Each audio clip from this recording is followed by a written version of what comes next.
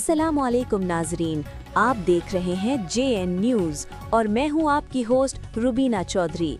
सबसे पहले नजर डालते हैं आज की अहम खबरों पर।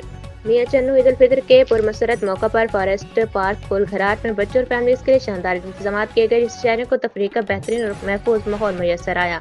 पार्क को खुसूसी तौर पर सजाया गया, बच्चों के लिए झूलों, खेल के मैदान और दीगर तफरीह सहूलियात को बेहतर अंदाज में तैयार किया गया ताकि ईद की खुशियों को दोबारा किया जा सके।